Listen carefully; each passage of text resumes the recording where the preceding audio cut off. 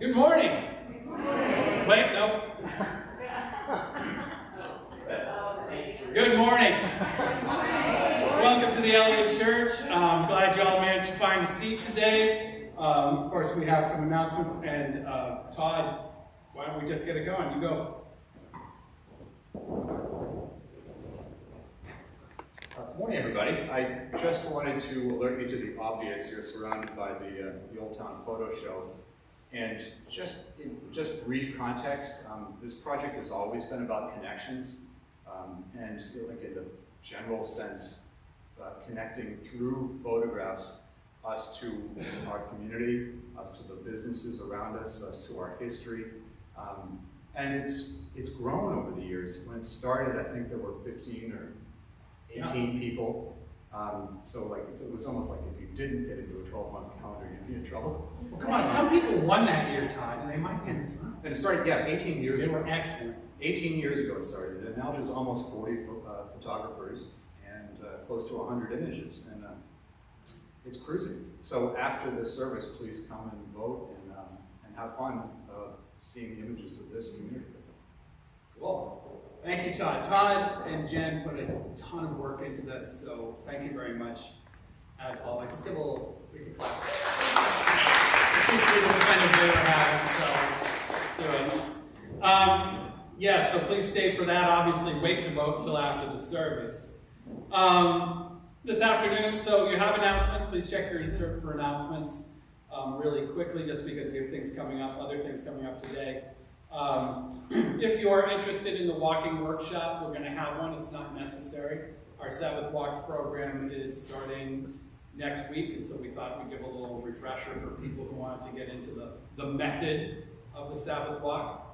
And then next week, we will be meeting after church, well, a little bit after church. We'll be meeting at noon at the Medfield State Hospital, and you are all invited for a short, fairly low impact Sabbath walk there, which will be probably, we tested it out. Todd, what was it, about a mile?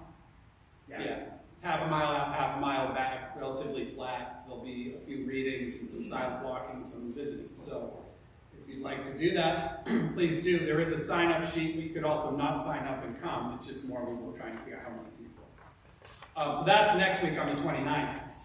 After the walk, of course, we also have Stephen's concert at 3 here in the sanctuary. There will not be pictures hanging out on the pews, so you'll have plenty of room to sit and relax and listen to Stephen's performance. So, please, oh.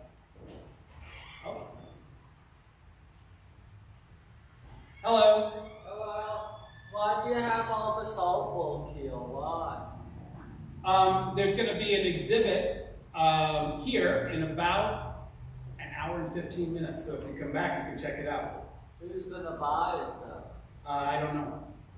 I think mostly it's not being bought, but it's for accounts. These are all for... Yeah, but right now we're having church. Lord. There's a geocache hidden under your wall. Yeah, he can find it. So he'll be out there for a minute looking for the geocache. So, and we'll give him hints if necessary. So anyway, but the concert's at 3, and that will be great too if you're around. So we have this weekend and next weekend, this Sunday and next Sunday, really very busy. And then the next day is the jack-o'-lantern competition. So please bring your jack-o'-lanterns. I think most of the people here know how that works. We put them out on the wall here so that people can see them on their way home. And then Todd and Jen get to rest. If there are any questions about that. Oh yeah, right. This is the church table for the photo show. So if you need to catch up on some of those sweet brochures, on the cool etched pint glasses, etc., right here. Okay, one final announcement, which is not as giddy.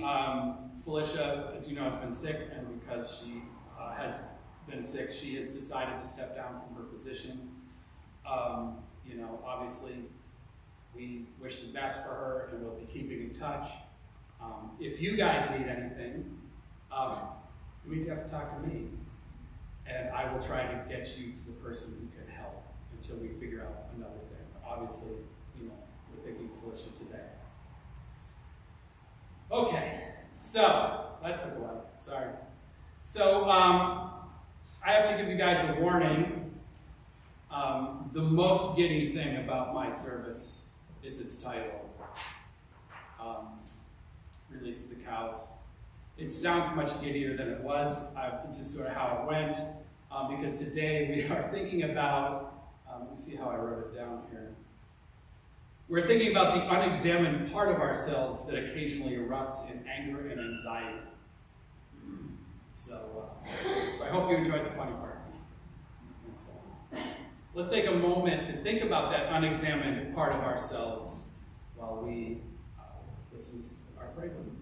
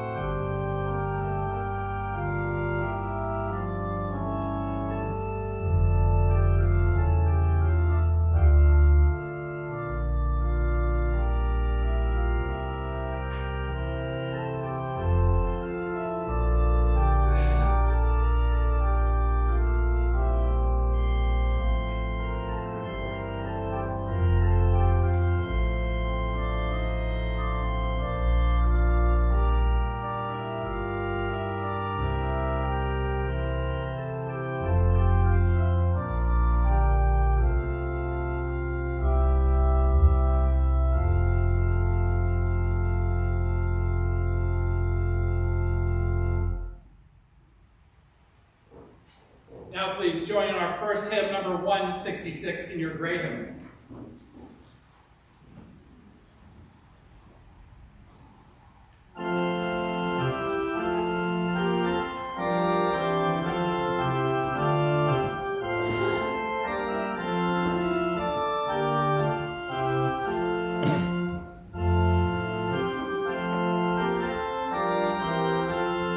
Please rise.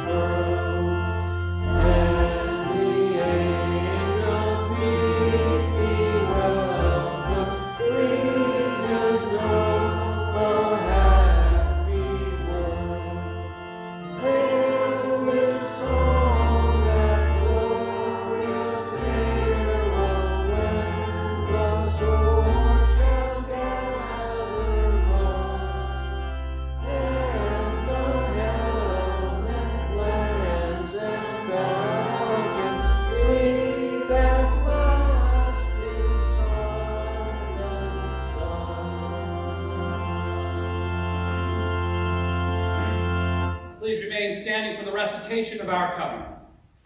In the love of truth and in the spirit of Jesus, we unite for the worship of God and the service of all.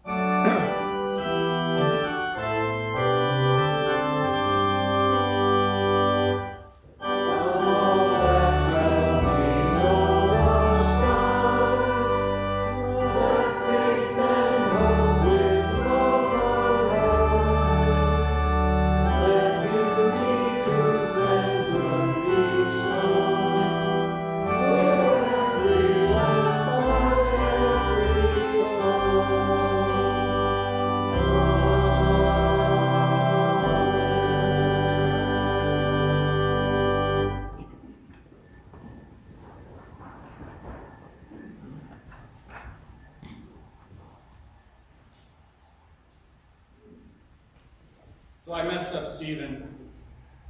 I used the wrong template. So as he comes down for the interlude, why don't we just move to the readings and then have the interlude. So, Margaret and Bill, please. Not Margaret, sorry, Jen. So many readings.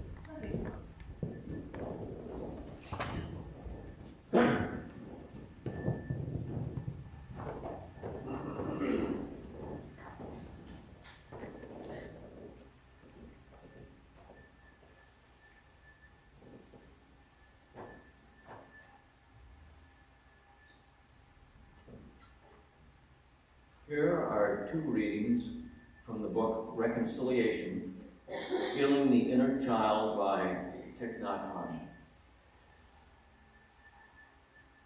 On the surface of the ocean there is stillness, but underneath there are hidden currents.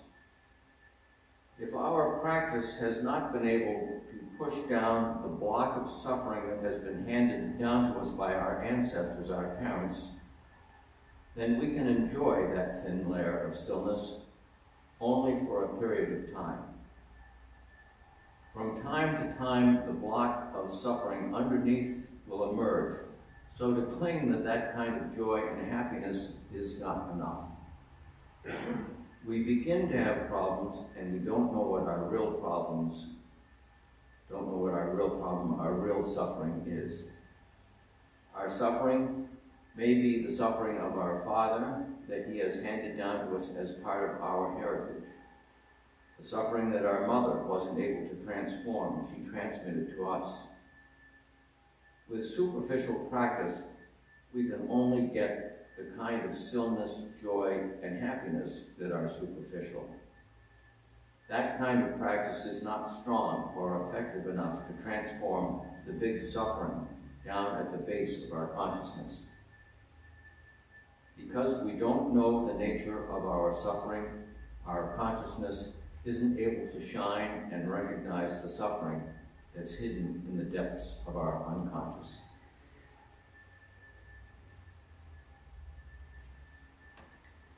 One day, the Buddha was sitting in the forest with a number of monks when a peasant came by. He had just lost his cows. They had run away. He asked the monks whether they had seen his cows passing by. The Buddha said, "No, we haven't seen your cows passing by through here. You may want to look for them in another direction." When the farmer had gone, the Buddha turned to his monks, smiled, and said, "Dear friends, you should be very happy. You don't have any cows to lose." One practice we can do is to take a piece of paper and write down the names of our cows. Then we can look deeply to see whether we are capable of releasing some of them. We may have thought that these things were crucial to our well-being, but if we look deeply, we may realize that they are the obstacle to our true joy and happiness. And now here are some selected verses from the book of Proverbs, chapter 21 in the Hebrew Bible. The book part of the Bible we've referred to as wisdom literature is in fact a collection of proverbs, short, memorable pieces of advice, and are only loosely related, if at all. The doings of people are justified in themselves, but it is the Almighty who weighs the heart. Doing what is right and being just please God more than sacrifice. The path of the corrupt is filled with deceit, as the conduct of the innocent is upright. When justice is done, the upright are overjoyed, and the wicked are terrified. Those who stray from the way of discernment will dwell in the gathering of the dead. For there to be good people in the world, there have to be bad. For the upright to exist, there have to be deceivers. Those who seek virtue and kindness will gain life, prosperity, and honor as well.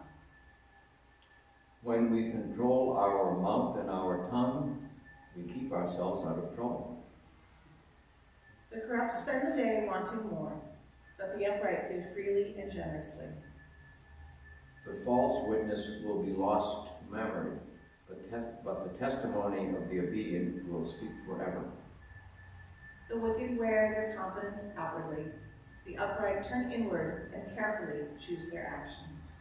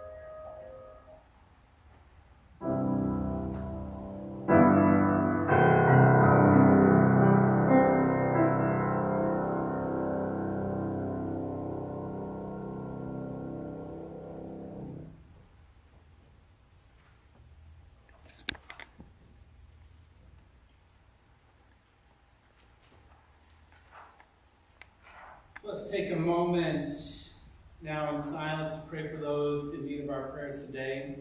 Obviously, we are holding Felicia and her family in our hearts. And we are also praying for peace. For those touched by the wars in Palestine, Israel, and Ukraine.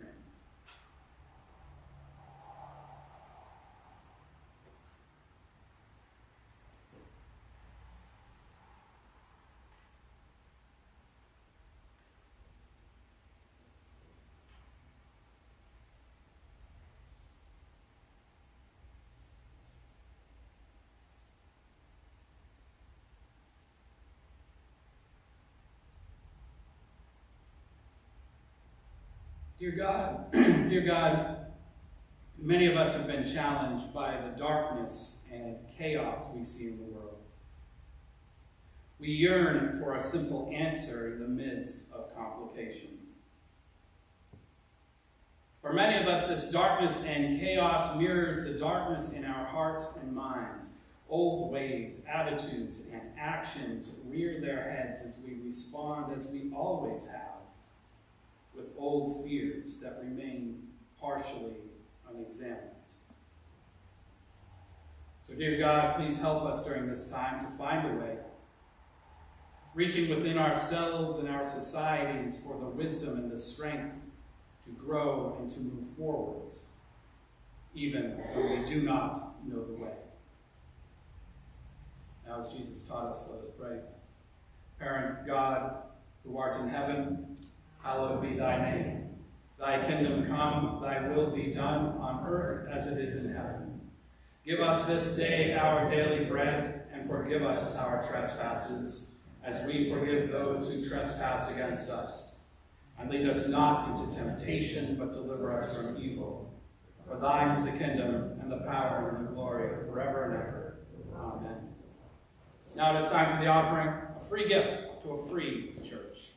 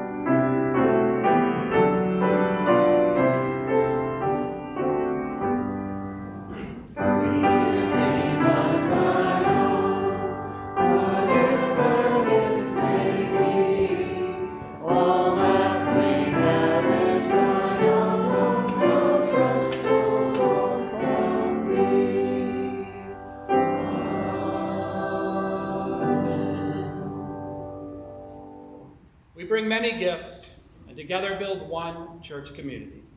Please be seated.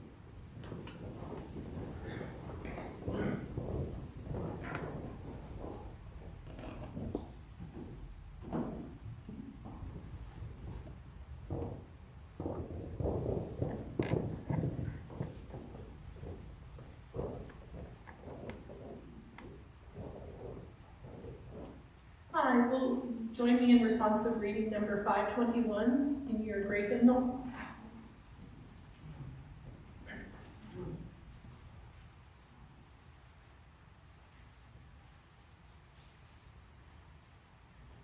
May I be no one's enemy, and may I be the friend of that which is eternal and abides. May I wish for every person's happiness and envy none. May I never rejoice in the ill fortune of one who has wronged me. May I, to the extent of my power, be meaningful help to all around. May I never fail a friend. May I always keep tame that which rages within me. May I accustom myself to be gentle and never get angry with others because of circumstances. May I know good people and follow in their footsteps.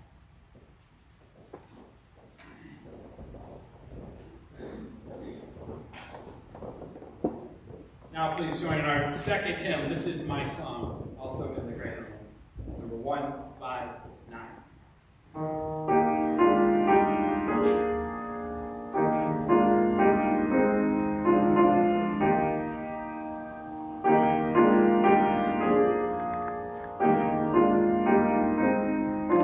Please rise.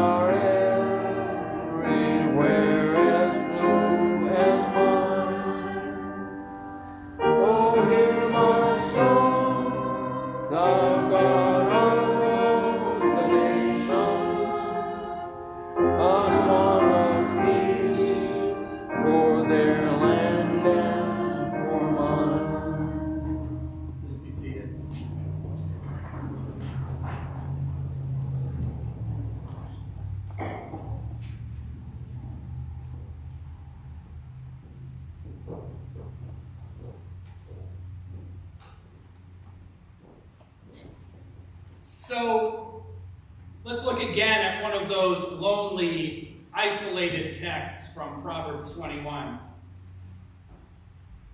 The wicked wear their confidence outwardly. The upright turn inward. But the upright turn inward and carefully choose their actions. The wicked wear their confidence outwardly, and the upright turn inward to carefully choose their actions. And this is what we're talking about today, as many other days here at church. We're talking about self-examination, trying to understand and to answer the question of how to live a just life. This is a sort of question that we ask each other, but it is also one that we ask ourselves, turning inward and acting carefully, gently, peacefully in the world. Now, the book of Proverbs is a jumble of thoughts and ideas. I'm not sure it had an editor. Sometimes these ideas are contradictory ones. But this wisdom literature is there in the Bible to help us find ways to work together. And part of working together requires self-examination. It is about unburdening ourselves about unburdening ourselves of old perspectives and being open to new manifestations of the divine, of love that we find in humanity and in creation in general. That diligence is part of the walk of faith. Those who stray from the way of discernment will dwell in the gathering of the dead, says Proverbs. And those who seek out virtue and kindness will gain life. But the problem is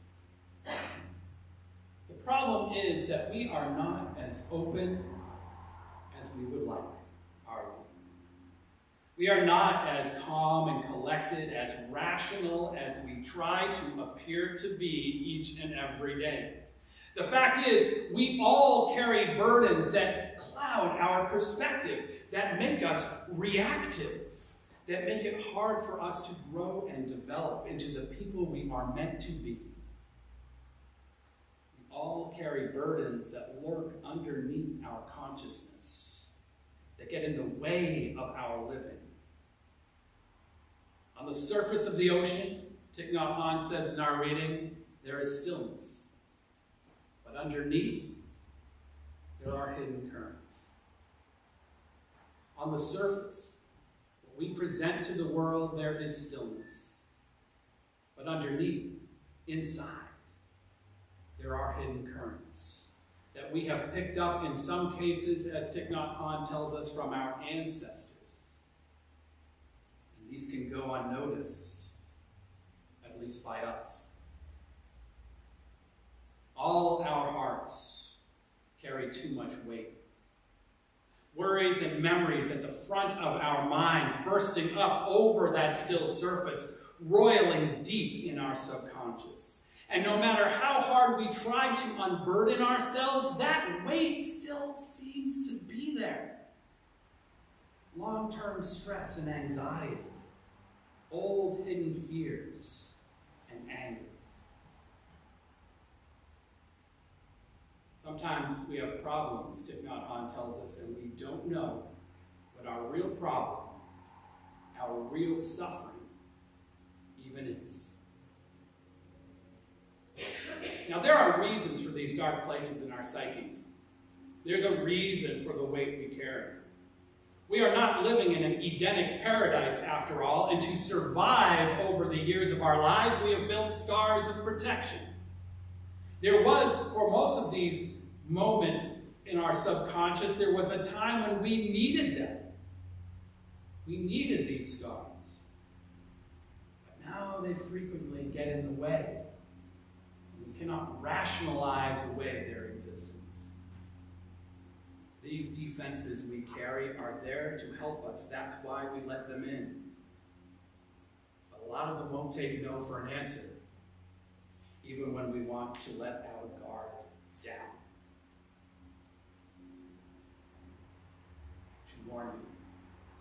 Hiking metaphor incoming. Sorry, it's me. I have a backpack that I carry when I go hiking. I have many of them, but one of them in particular, the one that I brought here to church before, it always seems to be too heavy, no matter what I do. Now, usually this backpack is stuffed and stretched to the breaking point, and it hurts my back. But when I unpack it to see what I can discard, here's what I find. I find an emergency tank. I find rope. I find reflecting blankets, a first aid kit, extra socks, extra layers, microspikes for the ice, water treatment systems, a compass, a map, batteries, extra food, and 3 liters of water, among other things. And all these items in my bag are there for my safety and protection. That's why I put them there. Just like many of those habits, those scars we talk about. So most of the time, I find that after taking all of that stuff out of my bag, I put it all right back in. sometimes I need all of it when things are hard. Just as sometimes we need our old protectors that we have built up living in the world. But then sometimes we need to be brave and let them go and hit the trail carrying fewer burdens. It's hard to be brave, though. It's hard to trust in the midst of profound change. And change seems to be coming at us from all directions right now. It is hard not to keep doing the exact same thing we have always done. It is hard not to keep feeling the exact same way. It is hard not to react when we have those feelings. The Apostle Paul in Romans writes, I do not understand what I do, for what I want to do, I do not do, but what I hate, I do. Paul's like that. He had a lot of issues.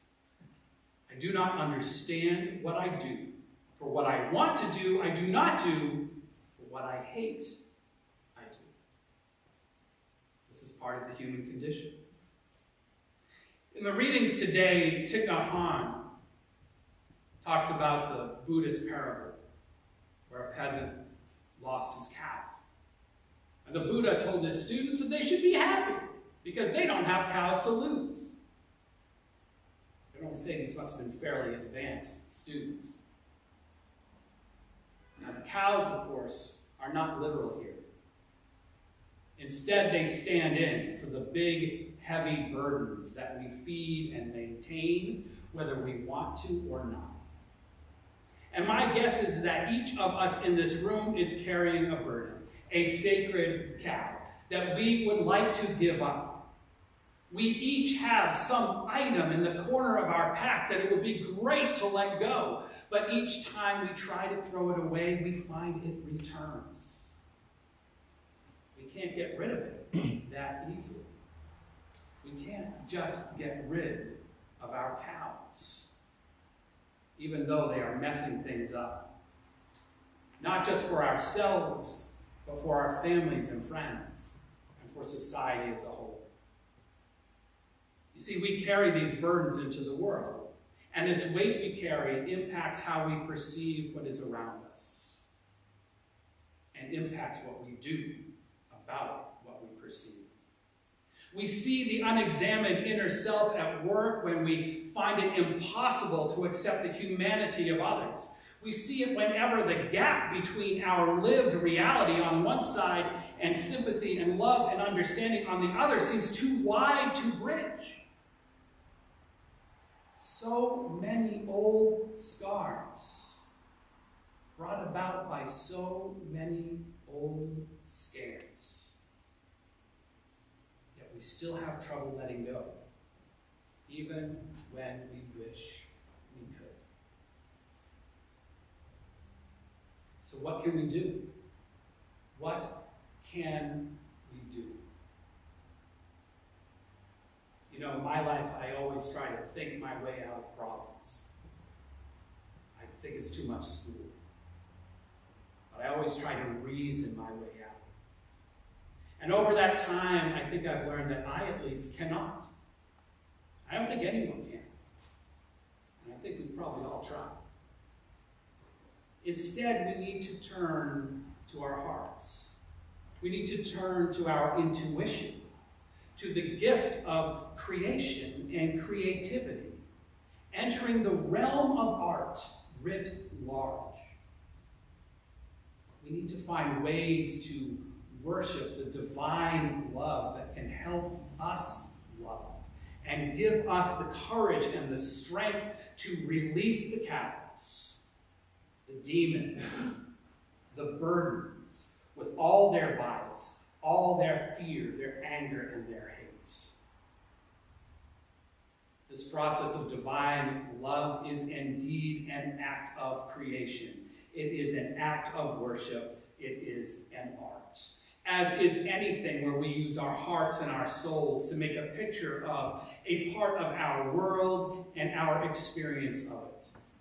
In fact, there is a way in which all true acts of creation, all art, is worshipful or spiritual, regardless of whether it is theological or not. Praying, meditating, reading, writing, painting, and yes, photography are all among the ways we engage in that process of unpacking, of turning inward to choose our actions in the language of Proverbs, digging deep into ourselves as we reach out into the seeming chaos of life with that deepest self. Our best self comes out when we are in the moment of creation, of making sense of the world around us and envisioning, even manifesting something better than what our defenses want us to perceive. Now, this week, I heard NPR's Ari Shapiro interview the Israeli writer Edgar Keret. Did anyone else happen to catch that while they were driving around? It's okay, I'll tell you. You see, Keret and his wife have been reaching out to survivors of the recent Hamas attacks.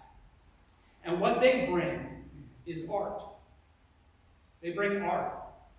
Not food or blankets or housing. They bring art.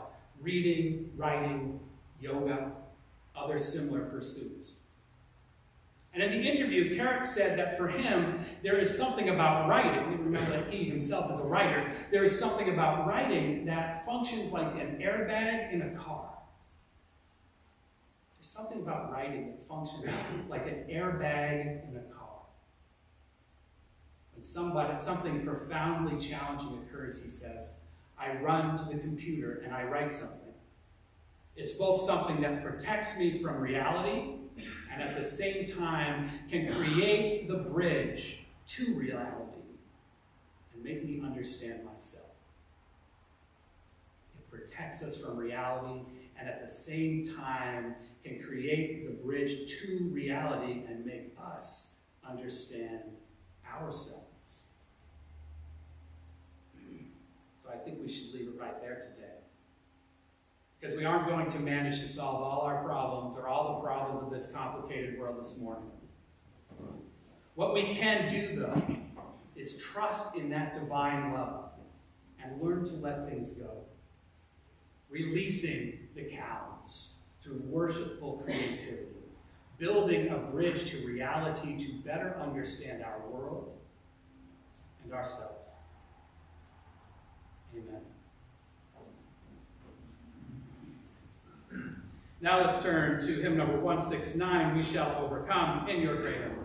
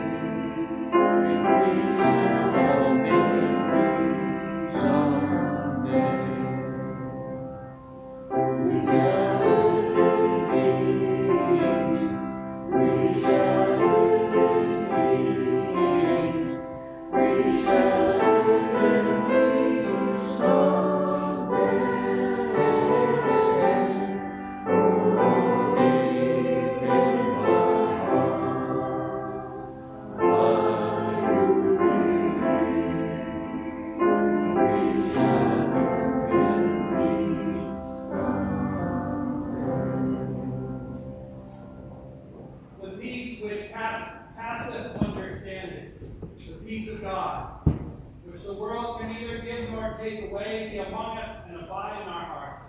Amen. And blessed. Feel